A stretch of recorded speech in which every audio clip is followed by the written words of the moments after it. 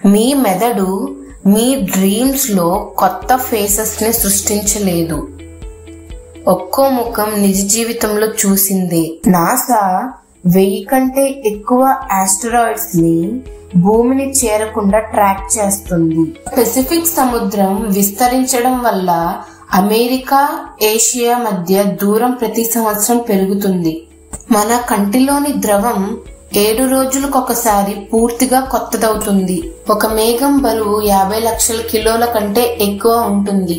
శాస్త్రవేత్తలు శరీరం చనిపోయిన తర్వాత కూడా 2-3 రోజులు గోర్లు, జుట్టు పెరుగుతాయని కనుగొన్నారు.